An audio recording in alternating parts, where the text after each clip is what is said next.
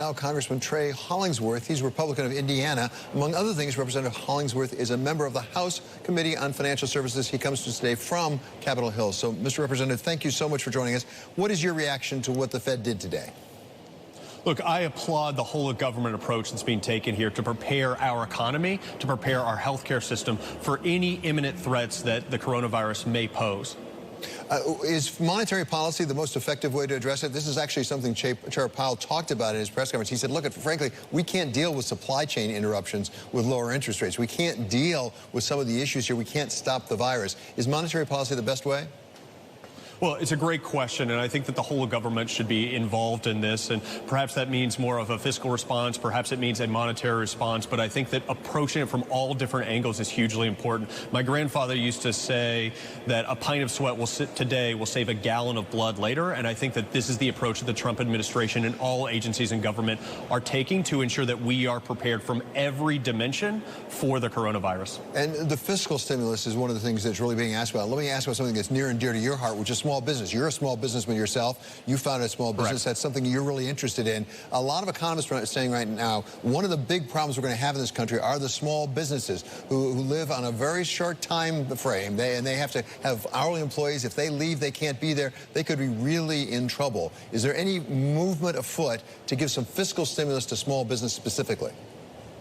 There's no movement afoot yet, but Congress is prepared to react should the situation grow even more dire. I think right now we are preparing for the imminent threat. As that threat may grow in the United States from 105 cases today to something much larger, we will be prepared to react. It is our goal as representatives of the people, as servants of the public, to ensure that the public feels safe and that the public can go about their business and do all the things that we want them to be doing on a day-to-day basis. And in order to become safe, we have to know what the facts are. And it's very hard. Let's be frank. I mean, this surprised everybody as far as I can tell around the world, the coronavirus.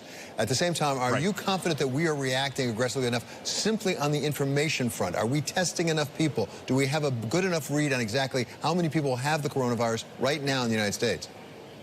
Well, the reality of the threat is you should always be doing more. You should always ensure that you're testing more people. You should always be allocating more dollars towards research. I know that we've got a lot of smart people back in the Hoosier State. We've got a lot of smart people all the way across this country that are developing strategies on the healthcare front, developing strategies for the economy, but also developing strategies within the biotech industry to ensure that we have the capability to combat this virus should it continue to rise in its threat to the United States. What is the risk of a recession at this point in your judgment? I think it still remains fairly low. I don't believe that this has had a huge and long-term impact. The impact may be acute but short-term, and hopefully a bounce back in the following quarter would be called for. So I don't think that the recession risk has risen dramatically, but I applaud the Fed in taking preemptive action to ensure that we stabilize any economic outcomes because of this. What are you hearing from Hoosiers back in your home state of Indiana? What are you monitoring there specifically? What are you concerned about?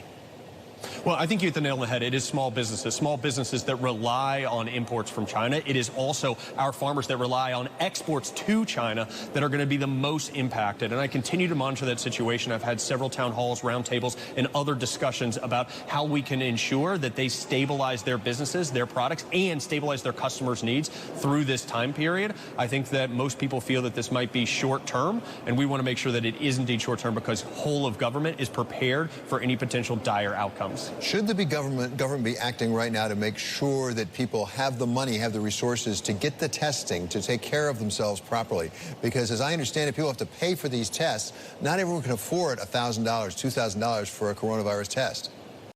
Yeah, it is a great point. We have to ensure that everyone who thinks they might be infected, everyone that's exhibiting symptoms, has the ability to get tested so that we can understand the pathogen and how it continues to evolve within our society. And so I want to make sure that everybody has the ability to walk in and get tested and get those results very quickly. That's hugely important so that we have a strong, very quick feedback loop to understand who has it and who they've come in contact with since they've had it.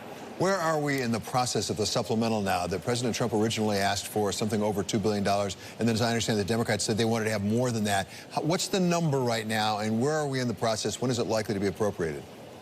I've heard ranges from $4 to $5 billion on the total number. I think that's being debated. I think the real question is, and what we have to make sure is that this is policy focused. The last thing I want is for those on the other side of the aisle to try to use this as a political moment to drive home their messaging inside the bill instead of focus on the real policy response that is necessary because of the threat of coronavirus. And I think that's the debate that's going on right now. What should be included and what should specifically be excluded from this? So, Congressman, I'm glad you raised that question of politicization of it, because we hear that from both sides. I talked to Senator Dick Durbin of Illinois just recently, who said that he's concerned about politicization. This should be apolitical if possible. What is your sense of the political temperature up on Capitol Hill now? Can people on both sides of the aisle put this behind them and say, let's just get the right thing done? I believe we can, and I think we've seen that time and time again where members come together to say, this is not about a party, this is not about a specific group of people, this is not about a geography, this is about us as Americans ensuring that the American public understands that all of government is focused on ensuring their interests are better off because of our representation here. So I think we've seen that over and over again. I want to see more of that. I work every day to ensure that we see more of that, but I think that that approach will prevail in this particular situation. Okay, Congressman, thank you so much for your time today. Really appreciate it.